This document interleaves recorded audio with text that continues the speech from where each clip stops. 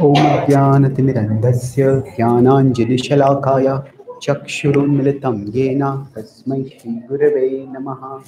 Nama Om Vishnupadaya Krishna Prishtaya Bhutale Srimate Bhakti Vedanta Swami Iti Namine. Namaste Saraswati Deve Gauravani Pracharine Nirvishesha Shunyavadi Paschatya Deshatarine Vancha Kalpatarubhyascha Kripa Sindhubhya Evacha Patitanam Pavanebhyo Vaishnavebhyo Namo Namaha. Jai Shri Krishna Chaitanya Prabhu Nityananda Shri Advaita Gadadhara Shrivasadi Gaura Bhakta Vrinda. Hare Krishna Krishna Krishna Hare Hare Hare Rama Rama Rama Hare Hare. Hare Krishna. Thank you all for coming today evening on this extremely auspicious occasion of the appearance of Lord Narasimhadeva. So I'll speak briefly about the richness of the conception of God and the sweetness of the conception of devotion that is revealed through this pastime of Narasimhadeva. The word Narasimha means half man and half lion.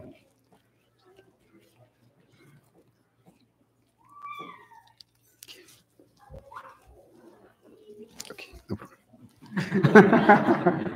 So, Lord Narasimhadeva wants me to keep his mercy. Thank you.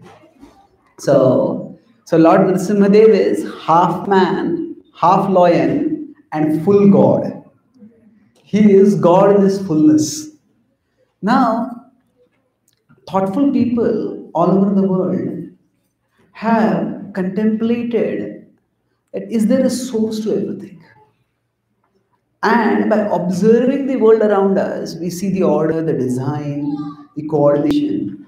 And thoughtful people conclude that there must be some being behind all this. And most of the world's religions conclude that there must be one supreme being. God is one is a fundamental understanding, a fundamental truth in most of the world's theistic traditions. The Bhakti tradition from India acknowledges that God is one, but it stresses that God's oneness does not limit him.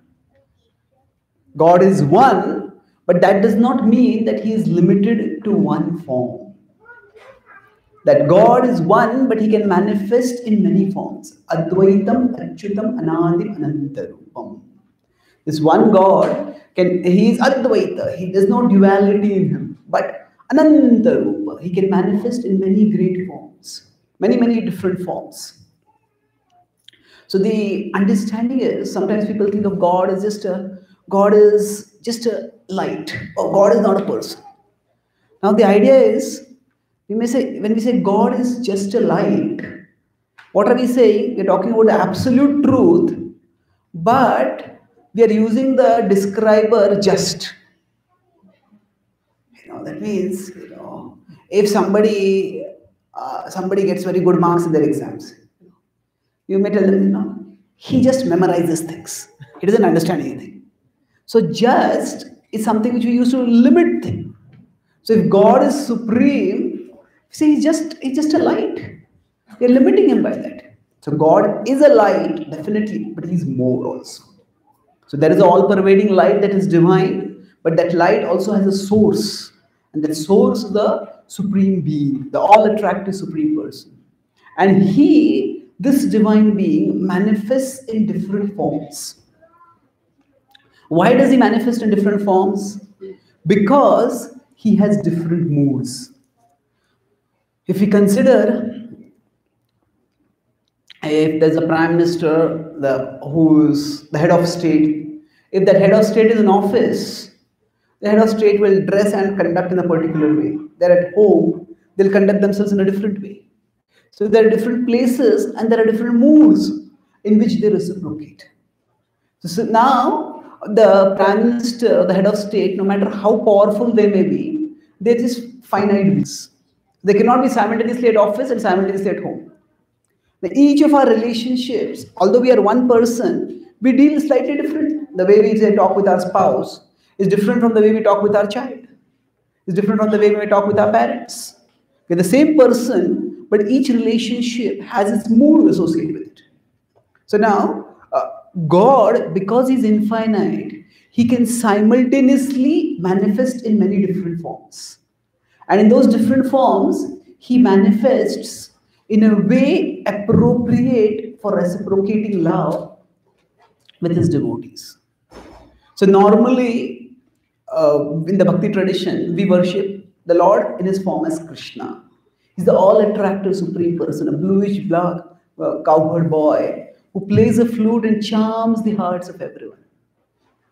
And this form of God is also a little difficult for people to understand.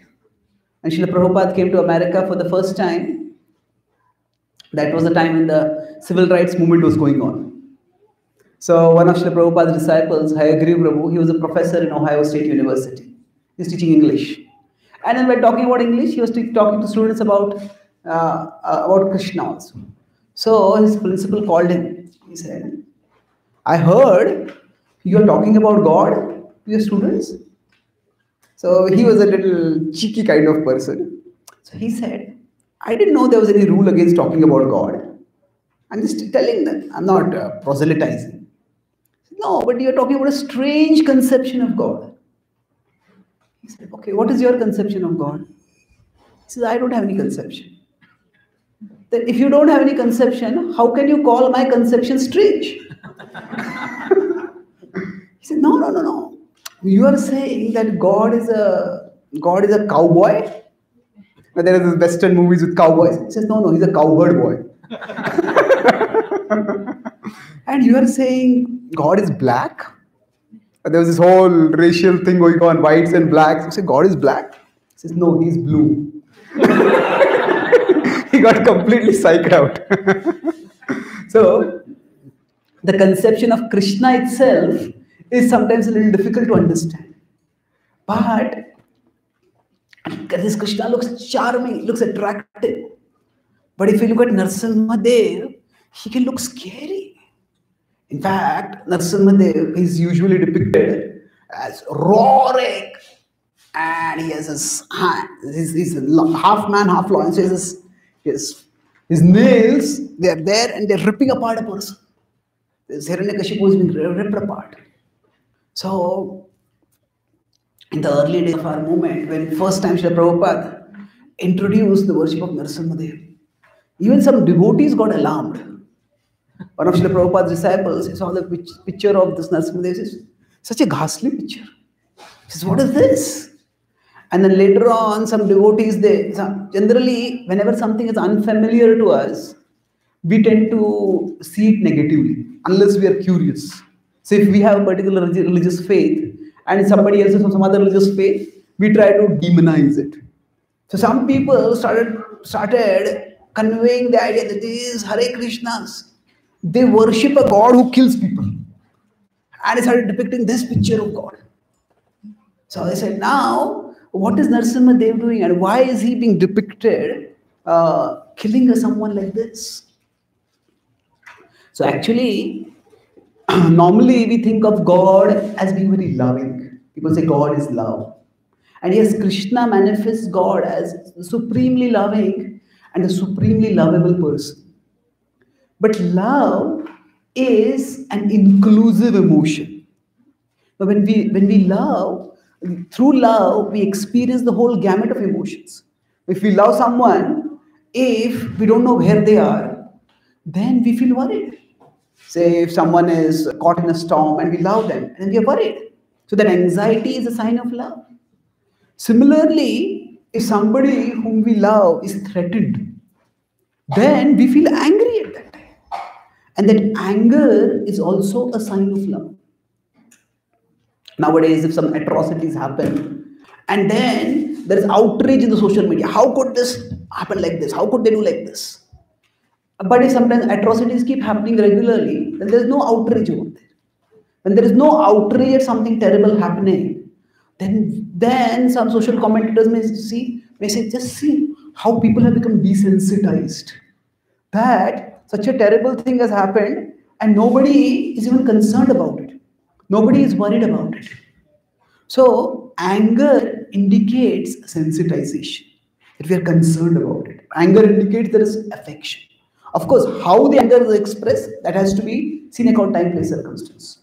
But this manifestation of God as Narasimhadeva is depicting this inclusiveness of God. That out of his love, he can even become angry at those who threaten the one whom he loves. So this is not a God who is intrinsically angry. As God, he is always loving.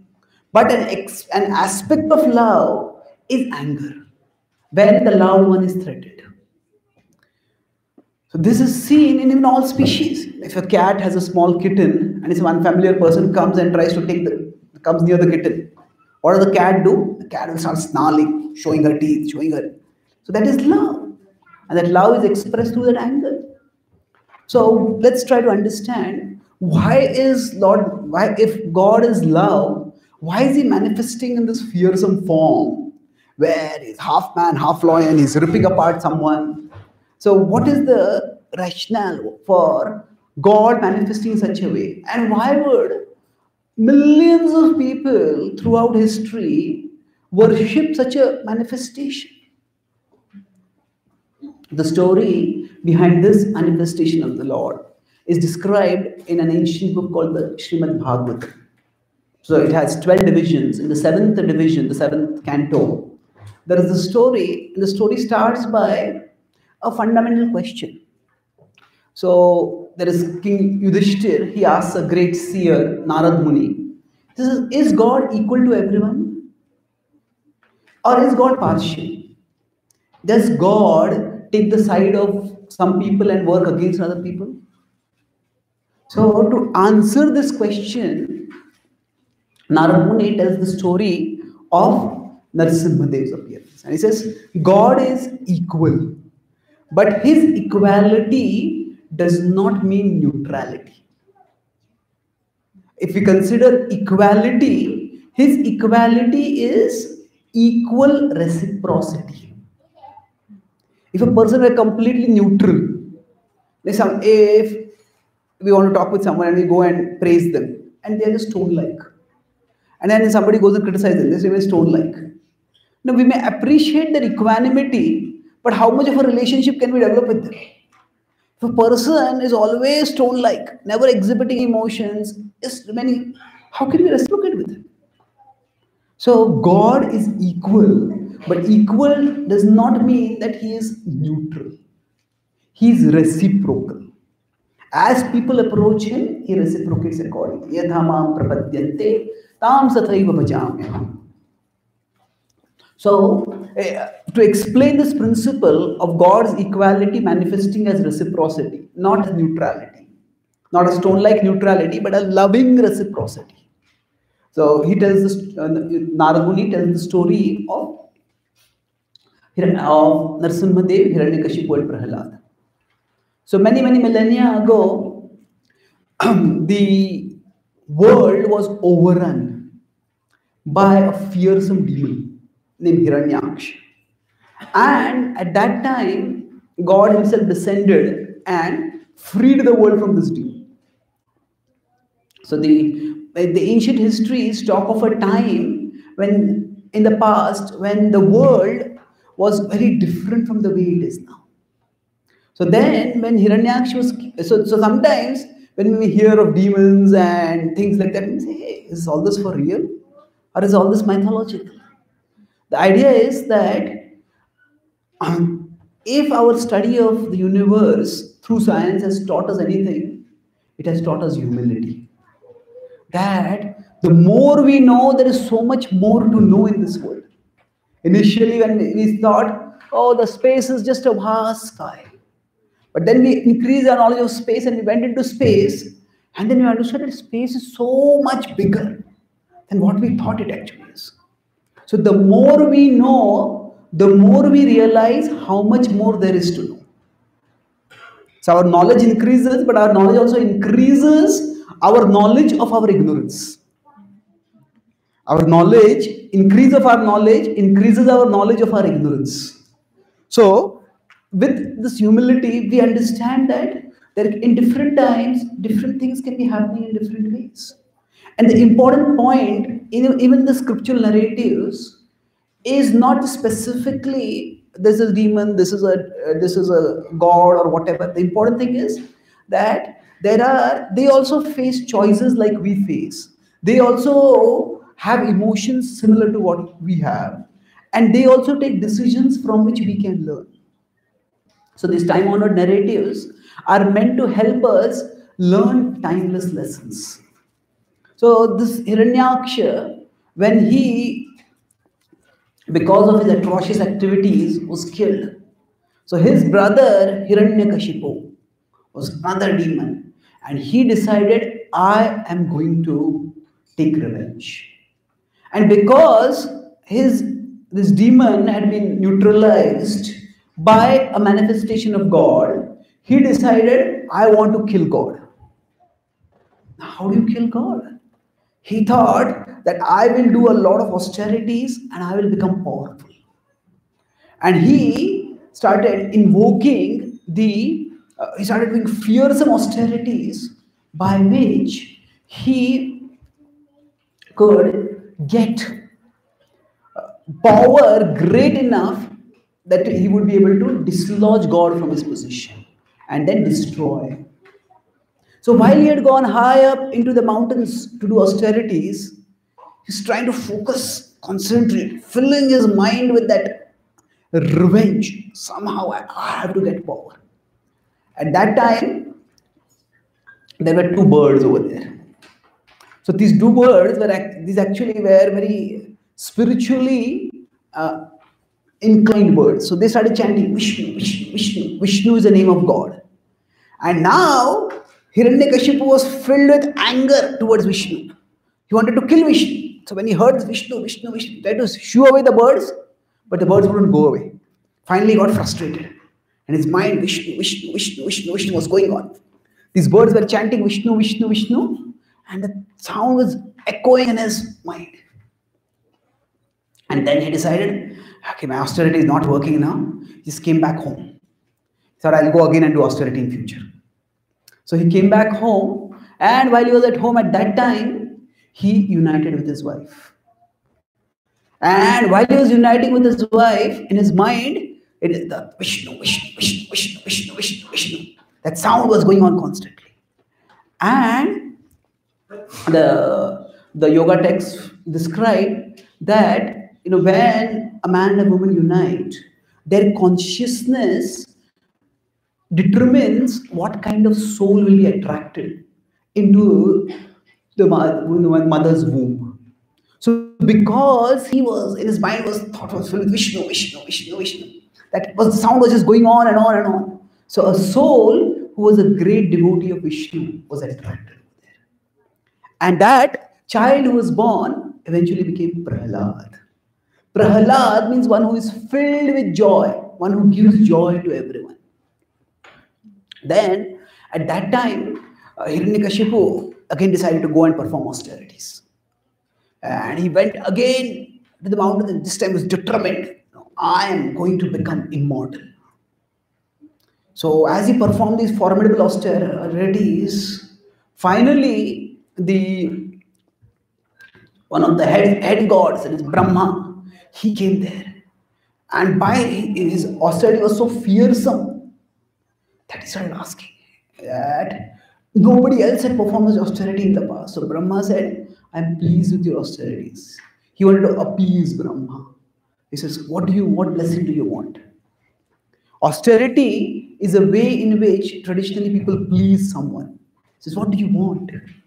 So he said, I want to be immortal. So Brahma looked at him and he said, even I am not immortal. How can I grant you immortality? Now, if you go to somebody and ask them, I want some charity. What do you want? Well, I want $100 million. So what? See, when I don't have that much money, how can I give it to you? So he said that even I am not immortal. Actually, mortality is intrinsic to the material body that we have. And the only way we can become immortal is by rising to spiritual consciousness. But since time immemorial, people have been trying to eternalize this material body. In the Egyptian tradition, there were some pharaohs who tried to mummify their bodies with the hope that the body is preserved. In some way, they are preserved.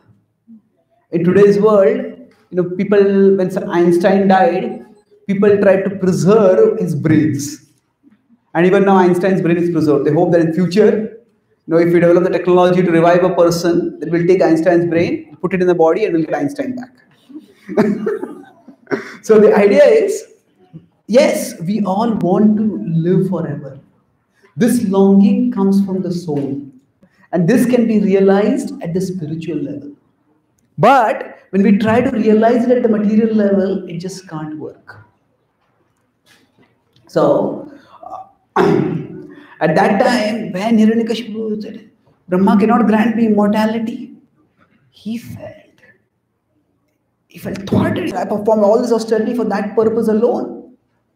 So then he thought that he will outsmart nature. And he said, okay, give me the benediction that I will not be killed either in the day or in the night.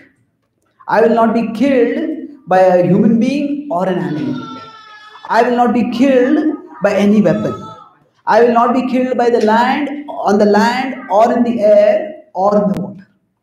So like that, he started analyzing various conditions by which he thought he would indirectly get immortality. Now, when Brahmaji heard this, he smiled to himself. And he said, okay, what you asked for is very difficult, but I grant it to you. And he thought he had outsmarted nature. People throughout history thought of outsmarting nature. There's the comedian Woody Allen said, he said, I'm not afraid of death. I just don't want to be there when it happens. It is not that death is an event that is going to happen somewhere else. Like say a hurricane is going to come here, we go to some other place. Death is something that is going to happen to us. We may try to get some benedictions to avoid death, or we may try to do some intellectual rationalization. There was a Greek philosopher, Epicure, he said, when I am there, death is not there. When death is there, I won't be there. Yeah, but death will cause us distress because that is something which we have to experience. So here he tried to outsmart. And Brahmaji said yes. And Hiranyakashipu became extremely powerful. And power, if it comes in the hands of those who don't have virtue, then power can become the cause of great destruction. Power in the hands of the virtuous can do tremendous good. So when Hiranyakashipu got power, he unleashed a reign of terror all over the universe. He started destroying anyone who dared to oppose him. But his ego was so great that traditionally there's a battle between the gods and the demons. Hiranyakashipu was a demon. But he thought, I don't want to destroy the gods. I want to dominate the gods. He said, let the world see my power, that even the gods have become my servants. And he got such domination over nature that whatever he desired, he would have it fulfilled. If he was sitting and suddenly felt it was too hot, just glance at the sun. And just by his glance, it was so fearsome, the sun's temperature would go down. And he started feeling, if he was feeling a little cold, just glance at the sun would start rising. Temperature would go up. So now we have, say, voice control devices. We say, okay, Google, raise the temperature.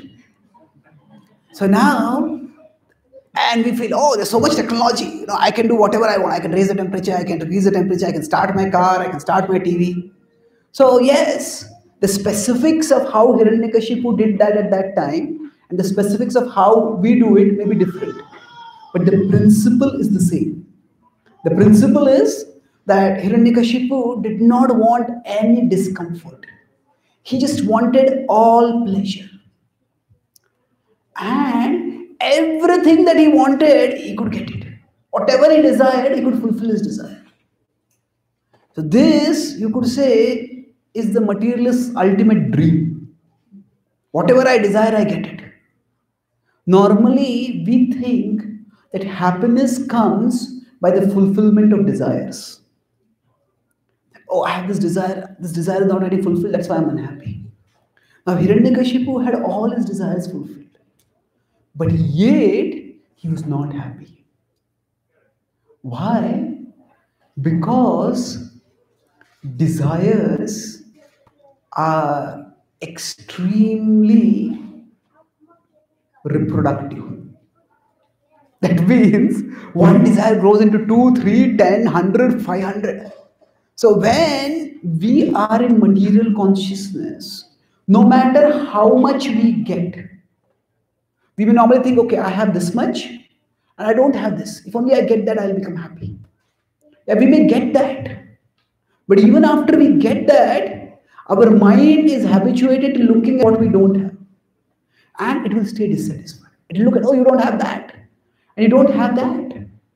So, dissatisfaction is caused not so much by the possessions we don't have. Dissatisfaction is caused by the disposition that we have. If my disposition is to keep looking at the things that I don't have, then I can never be satisfied.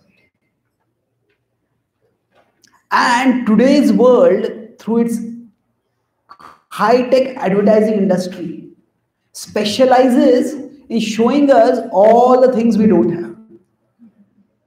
And the result of that is, no matter how much we have, we stay dissatisfied.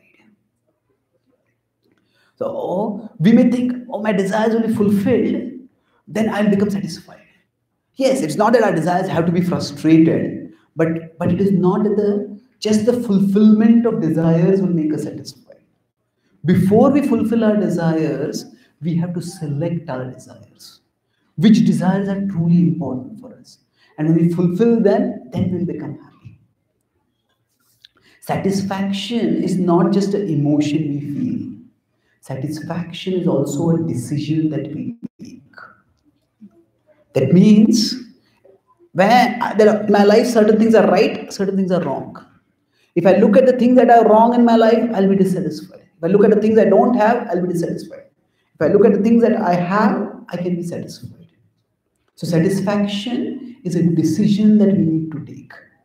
If we don't take the decision to be satisfied by looking at and being grateful for the things that we have, we will never be satisfied.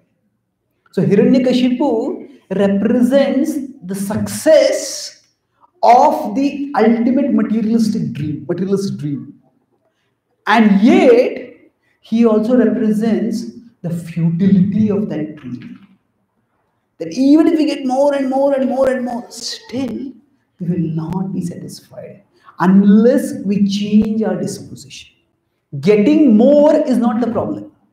Thinking that getting more will make me happy, that is the problem. Our happiness will come when we change our disposition. So now, as Hiranyakashipu was living this ultimate materialist dream, still he was not satisfied. And he was not satisfied, what would he do? He would just drink and forget about everything in intoxication and think that I am happy.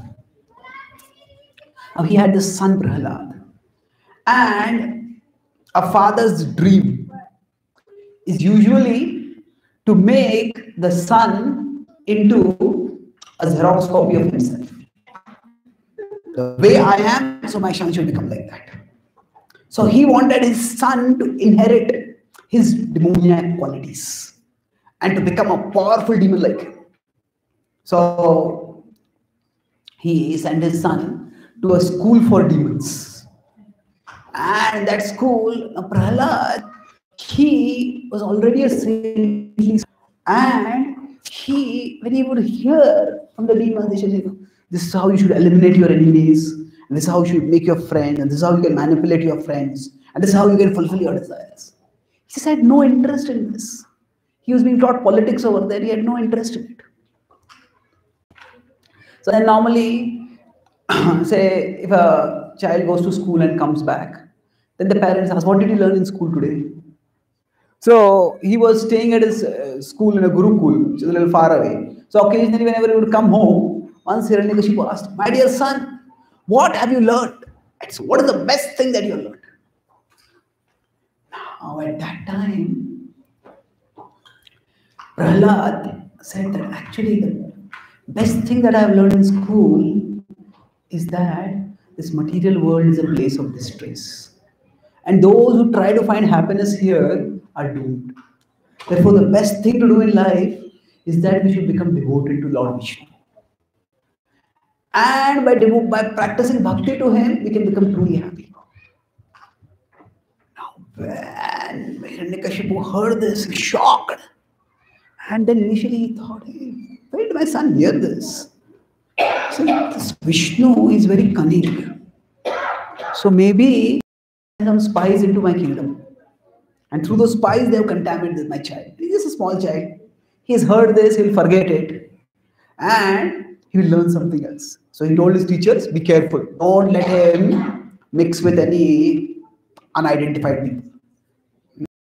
Then, the second time, again it happened, Prahlad gave a similar answer.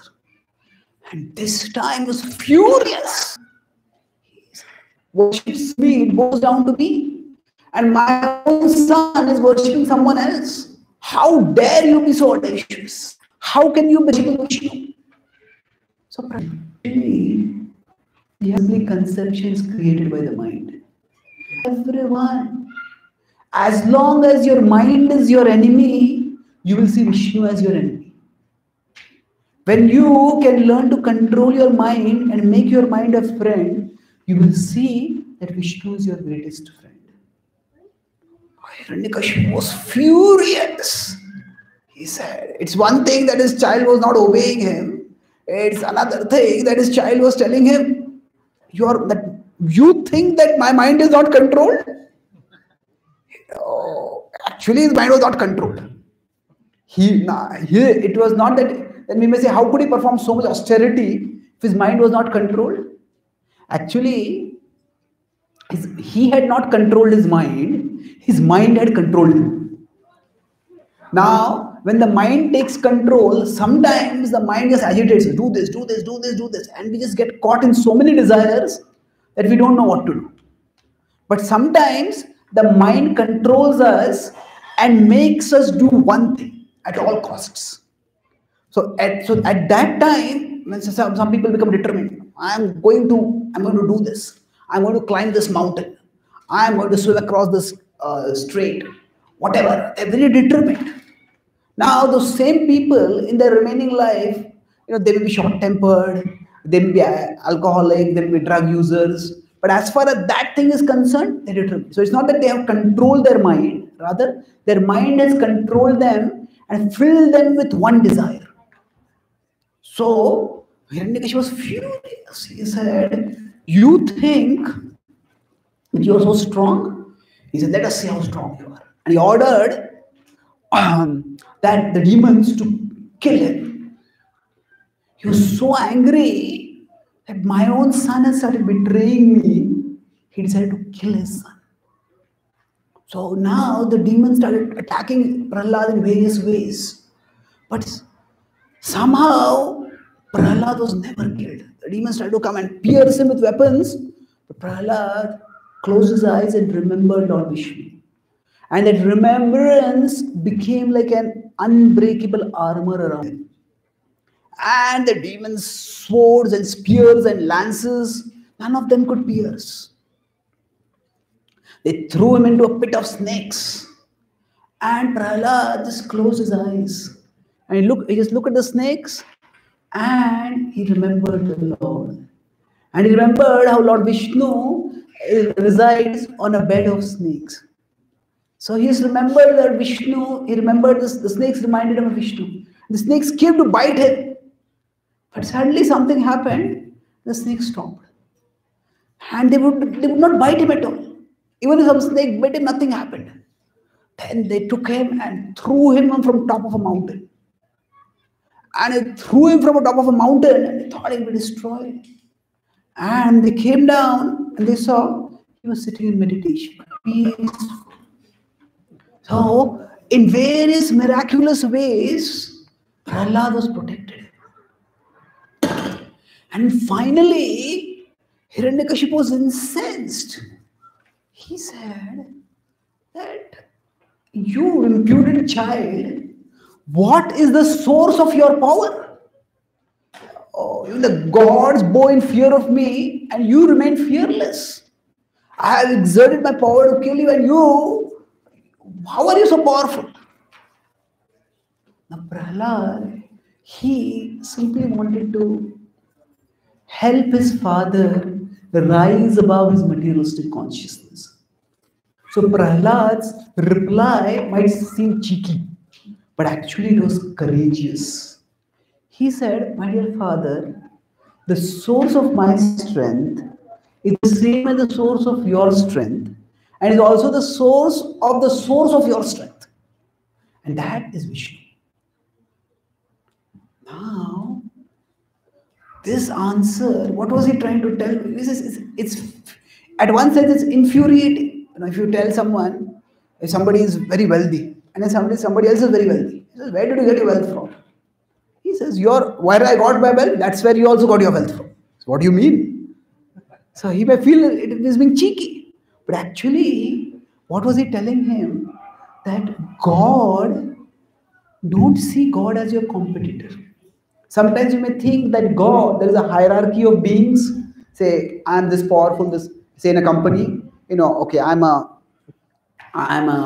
software engineer. Above me is a project manager. Then there's a bigger manager. Then there is this hierarchy, and then there's the CEO. There's the owner. So we think there's a hierarchy like that. Similarly, there's a hierarchy of beings, and at the top of the hierarchy is God. So just as if say in tennis matches, there are some players rank 100, some is 10, some is 3, some is 1. Now there's a hierarchy, and tomorrow the player who is rank 3, that plays better and better, then that player can become number 1. So like that, Hiranyakashipu had this conception that there is a hierarchy of beings, and God resides at the top of this hierarchy. That God is the best of all beings, and if I become strong enough, then I will become the best of all beings. But what Prahlad was telling him is, God is not just the best of all beings. He is the basis of all being. He is the basis of all being. Nothing can exist without God. Natadasti vina yatsyan ya bhutam charachanam yachapi sarva bhutanam bijam tadaham arjuna. In 10.39, the Bhagavad Krishna says that nothing can exist without him. Whatever power any one of us has, whatever intelligence any one of us has, whatever talents we have, it all comes from God. So he was courageously trying to, Prahlad was courageously telling Hiranyakashipu, don't see God as a competitor. He says, God is the source of your power also. And he is your well-wisher. So Hiranyakashipu was furious. He says, you say your God is so powerful. Where is he? He says, he's everywhere. So he looked around. In his palace, there was a pillar. So if he's everywhere, is he in this pillar? So of course he's there in this pillar. So to prove the falsity of Prahlad's claim, Hiranyakashipu charged to that pillar and hit it. And as that pillar hit the pillar with his paw. With his full strength, the pillar cracked apart. And the pillar cracking created a scary noise. But that noise was within moments drowned out by an even more fearsome noise. And then through that pillar emerged a fearsome being. The pillar just fell to the ground and this being towered high above everyone. This being was of a kind nobody had ever seen before. In movies, when the hero comes, there's often a dramatic entry of the hero. But here, the ultimate dramatic entry. The hero emerges from a pillar. So he just emerges from the pillar. And Hiranyakashipu is stuck. Who is this being? What is this being? He was looking carefully. And he saw that this being, he had Lamshtra Karalani Te Bhayan Kani. He had fearsome teeth coming out of his eyes. And he had his mane was rising high above. He was shaking his head in anger. And his eyes were red hot. And not only that, he was glaring at Hiranyakashipu. Sometimes some people, by their disposition, only look scary. And then, actually, one time I gave a class and I made some jokes. Nobody laughed in the jokes. So then after that, I asked the devotees, what happened? Nobody laughed. I said, you look so serious. We thought we were not meant to laugh in your class. So sometimes if somebody looks serious, that itself is a little unnerving. But if they look serious and on top of that they're frowning, they're glaring, then we start feeling really unnerved. So at that time, Hiranyakashipu also became unnerved. Who is this being? And the being was just glaring at him in full anger. So I was just glaring at him. Who is this person? So this was God who had manifested to fulfill Satyam Vidhatum Nijavritya Bhashitam. The Lord wanted to prove the truthfulness of the words of his devotee. Prahlada had said that Hiranyakashipu, that God is everywhere. Is he in this pillar? Yes, he is in this pillar. So he wanted to prove the truthfulness of the word of Prahlada. And actually, through this manifestation, the Lord proved three things. He actually proved the words of three of his devotees as true. His way of appearing, his time of appearing, and his form in appearing. They represented how he proved the words of three of his devotees. Prahlada had said that he's in this pillar, so the Lord appeared through the pillar. And long when Prahlada was in the womb of his mother, at that time, his mother had prayed that please let my son be protected always. And at that time, she would not have envisioned that her son's life would be threatened by her own husband. But at that time, when she had prayed to the sage Narada, please protect my son. So Narada Muni had said, yes, your son will surely be always protected by the Lord. So at this time, when Hiranyakashipu, he didn't just want to kill Prahlada.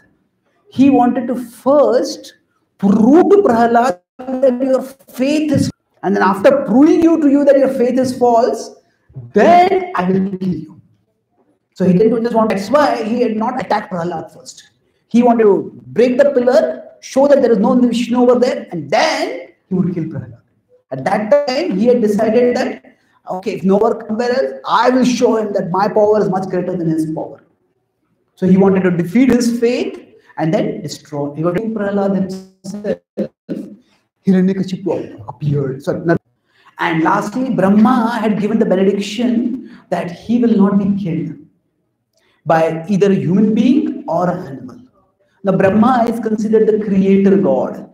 And Hiranyakashipu had said that let no creature create in a form which even Brahma had not seen before. Adrushya Purvam.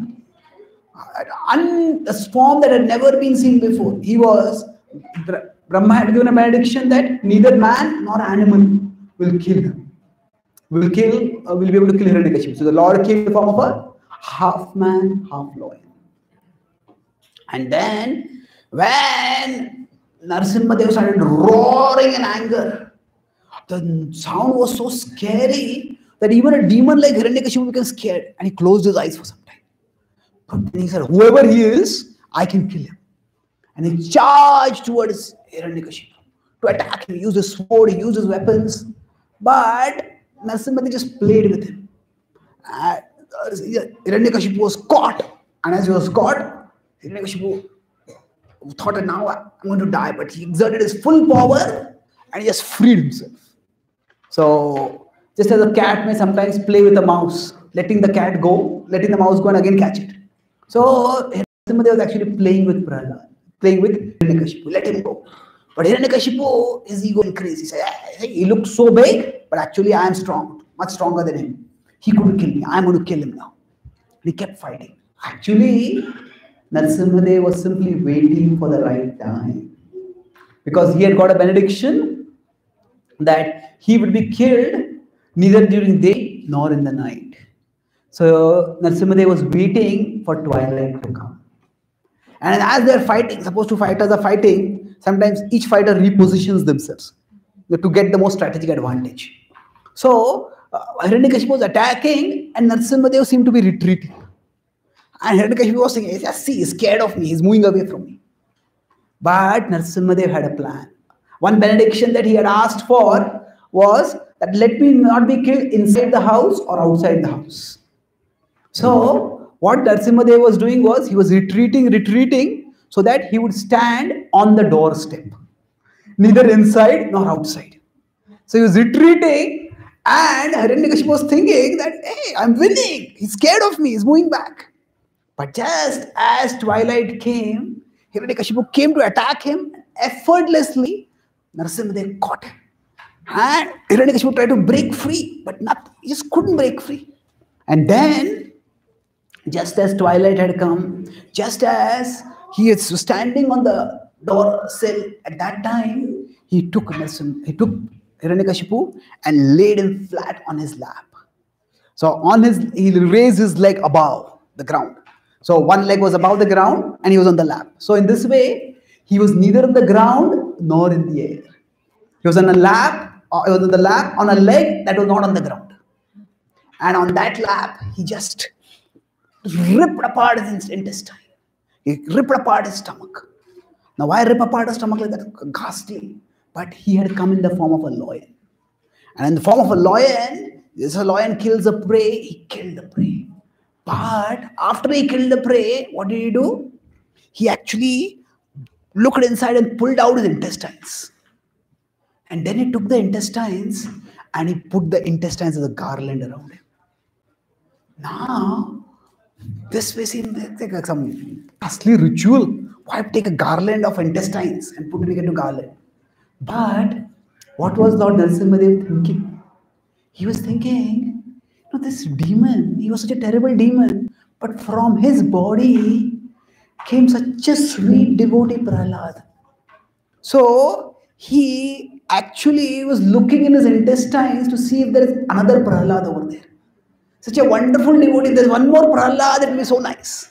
And then when he looked at the intestines and found there's no Prahlada over there, he says, these intestines gave birth to Prahlada. Therefore, I love these intestines. Therefore, I will put this intestine around me, not as a celebration of my victory, but as an appreciation of the devotion of Prahlada. So, sometimes the way things appear is not the way they actually are. So, Lord Narasimhadeva was angry, but his anger was not out of hatred. Even his anger, he was aware that Hiranyakashipu had fathered Prahlada. And he remembered that and he appreciated that. And although Hiranyakashipu was killed, he was delivered. Ultimately, so everybody has to die. Nobody can escape death. But how we die, that determines our destination after life, after this life. So Hiranyakashipu died looking at the face of Narasimhadeva. He died while he was on the lap of Narasimhadeva. And his eyes were filled with the form of Narasimhadeva. He was remembering Lord Narasimhadeva. And he died in this way, so he was also delivered. So you could say that in one of our devotees, in India, devotees have a hospital. So in that hospital, devotees worship Lord Narasimhadeva as the protector. So he's a protector, because he protected Prahlada. So when doctors do surgery, they had put a picture of Narasimhadeva in the operating theater. Because this person is in danger, so please protect this person. That's the mood. Like, oh Lord, protect. So the one time a person who did not know about anything about Narasimhadeva, he says, who is this? He said, this is God. He says, what is he doing? He says, that is the original surgery. Look at it. What happened to the surgery? Was it successful? So yes, operation successful, patient liberated. So Lord Narasimhadev, he liberated Hiranyakashipu.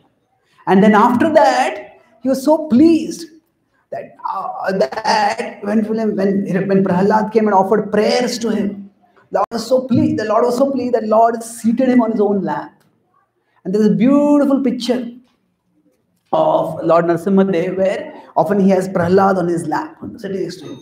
So that's why the Lord is called as Prahlad Narasimha. So Narad Muni explains that that how is the Lord equal? Was he equal to Prahlad? Yes, because both of them got to be on the lap of the Lord. Hiranyakashipu got to be on the lap of the Lord. Prahlad also got to be on the lap of the Lord. But he benefited both of them. The way he benefited was different. Because Hiranyakashipu was demoniac, so at that time he had to be punished for his demoniac nature. But he was purified and he was ultimately delivered. Prahlad, because he was always devoted to the Lord, he was delivered even in this life. He is profusely blessed by the Lord. So the Lord is equal in the sense that he equally loves everyone. But depending on how we approach him, he reciprocates. Now in our hearts, this is not just an ancient story. Yes, it is an ancient story, but it also is a replica of, it also represents what goes on in our own hearts. But there is in all of us a godly tendency, and there is also an ungodly tendency. The godly tendency is like Prahlad, and the ungodly tendency is like Hiranyakashipu. So just as the Lord protected Prahlad and eliminated Hiranyakashipu, similarly devotees pray on this holy day that, oh Lord, please destroy the Hiranyakashipu-like desires in my heart. Please remove the ungodliness from my heart. And please let my devotion, let my godliness always be protected, always be nourished, always be strengthened. And even if sometimes we give in to the Hiranyakashipu-like tendency, even if we do something wrong, still God is always our well-wisher. So through such narratives, the main lesson that we learn is that God always loves everyone. Narasimhadev loved Prahlad, and he also loved Hiranyakashipu. So God always loves everyone. Even if sometimes we succumb to our lower nature, we do something wrong, still He loves us. And we may all have certain weaknesses. We may have anger, we may have negativity, we may have a critical mentality, we may have lust, we may have greed. All these are weaknesses. But the greatest weakness is our unwillingness to believe that God loves us, even now, as we are. If by hearing these stories we understand God is equal to all, that means He loves everyone equally. And no matter how many weaknesses I have, no matter how many mistakes I have committed, still God loves me. And wherever I am, I turn towards Him right now. I move towards Him. From where I am, He will guide me back to Him. Sometimes you may feel, oh, this person did like this to me. Oh, I made this mistake. This bad thing happened. And we may be caught in all the negativities. No matter how many bad things have happened in our life, God is always with us. He always loves us. And He can always get us back from wherever we are. This is the message of enduring love and enduring hope that emerges from this story. And I'll conclude with one metaphor. So suppose from here to some place, to Boulder, I sit in my car and I use Google Maps. It says, okay, go right. But then I take a left turn. I taken a wrong turn. It's a mistake. But what happens? As soon as I take this left turn, Google recalibrates and tells, okay, now from here you take this path. If I take another wrong turn, again Google recalibrates and tells you take this path. So Google has the whole world mapped out, and no matter how far away we go, there's a path back to our destination from there. So now each wrong turn we take, it will have a consequence. It will take longer for us to get to the destination, but still there is a path there. Similarly, God is present in our hearts. He is the ultimate Google guide. Even if we commit a mistake, Krishna has a plan. And even if something bad happens to us, even if we commit a mistake, if somebody misleads us, somebody betrays us, no matter how many wrong turns happen in our life, God is there with us and He has a plan to get us back.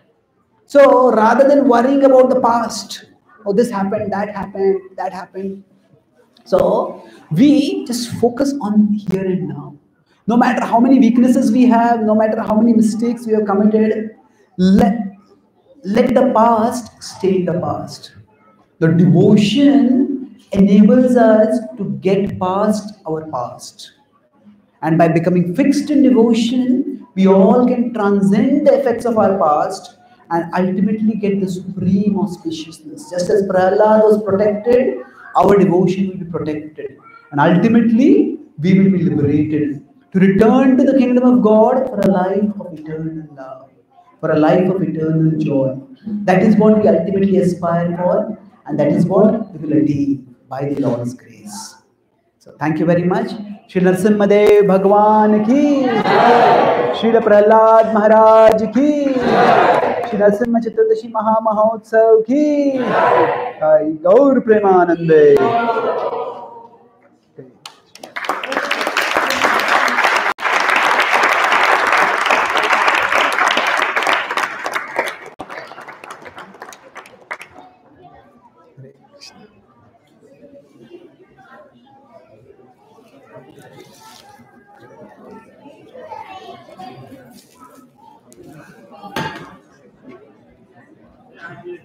After the drama, Krishna Prabhu said he will announce